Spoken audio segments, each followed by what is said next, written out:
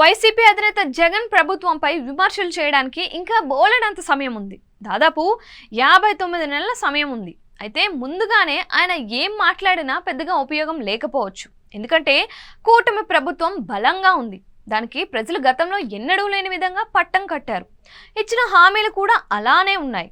వాటిని అమలుకు ప్రభుత్వానికి కొంత సమయం ఇవ్వాల్సి ఉంటుంది. ఎందుకంటే ప్రభుత్వం ఏర్పడి ఇంకా 23 రోజులు కూడా కాలేదు. అప్పుడే హామీలు అమలు చేయలేదని అనడానికి ప్రజలు కూడా పెద్దగా పట్టించుకోరు. అందుకే కొంత గ్యాప్ ఇవ్వడం బెటర్ అన్నది అందరూ అంగీకరించే విషయం. ఇప్పుడు అరిచి గోల చేసినా యాగి చేసినా ఫలితం ఉండదు. ప్రజల నుంచి కూడా అప్పుడే మద్దతు కూడా లభించకపోవచ్చు. ప్రభుత్వం ఏర్పడి ఇంకా కుదురుకోక ముందే ఇచ్చిన హామీలను అన్నింటినీ అమలు చేయాలని అనడం గొంతు మీద కూర్చుని నొక్కడమే అన్న కామెంట్స్ వినిపిస్తున్నాయి. ప్రభుత్వం తప్పులు చేసే వరకు సమయం ఇవ్వాలి. అంతకుముందు మీడియా ఎదుటకు వచ్చి విమర్శలకు కూడా ప్రతి విమర్శలు చేయని జగన్ ఇప్పుడు మైకులు ఎదుట మాట్లాడుతూ ఉండడాన్ని ఎవరూ పెద్దగా పట్టించుకోవటం లేదు.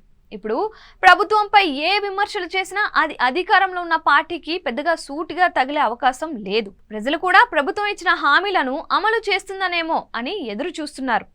తల్లికి వందనం కావచ్చు, రైతు భరోసా నిధులు కావచ్చు, మహిళలకు ఉచిత బస్సు ప్రయాణం కావచ్చు, 3 గ్యాస్ సిలిండర్లు ఫ్రీ, మహిళలకు 2500 రూపాయలు నెలకు ఇవ్వడం, నిరుద్యోగుల భృతి అయినా ఎప్పటికైనా ఇవ్వాల్సిందే ఇవన్నీ.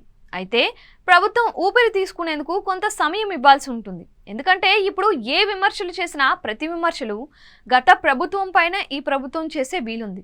గత ప్రభుత్వం అన్ని విధ్వంసం చేసిందని ఇప్పటికే శ్వేతపత్రాలను చంద్రబాబు విడుదల చేస్తూ కొంత జనం మైండ్స్ను సెట్ చేసుకుంటూ వెళ్తున్నారు. జగన్ విమర్శలు చేసినా గత ప్రభుత్వంలో చేసిన అప్పులను తీర్చడానికే ఇబ్బంది పడుతున్నామని ఎదురుదాడికి దిగుతారు. అంతేకాదు మీడియా మద్దతు కూడా పెద్దగా లేని పరిస్థితిలో ఇప్పుడు జగన్ అంతకంటే ఏం చేయలేని పరిస్థితి. అలాగని మౌనంగా ఉండవని కాదు, కానీ అప్పుడే దూకుడుగా వెళ్ళినంత మాత్రాన అధికార పార్టీకి వచ్చే నష్టం అంటూ ఏమీ ఉండదని తెలుసుకోవాలి. ఇంకా చాలా రోజుల సమయం ఉంది. అధికార పార్టీకి మంచి పనులు చేస్తూ కొన్ని తప్పులు కూడా చేయక మానదు. అప్పుడప్పుడు ఎండగొడుతూ వెళ్తుంటే కొంత జనం విశ్వసిస్తారు. అంతే తప్పించి ఇప్పుడు చంద్రబాబు ప్రభుత్వం దిగిపోతుందని శాపనార్థాలు పెట్టినా ప్రయోజనం లేదు. కాడర్ను కాపాడుకోవడానికి అధికార పార్టీపై విమర్శలు చాలవు. వారి దగ్గరకు వెళ్ళి తాను ఉన్నానన్న భరోసా ఇవ్వాలి. అప్పుడే క్రమంగా బలం పుంజుకునే వీలుంటుంది.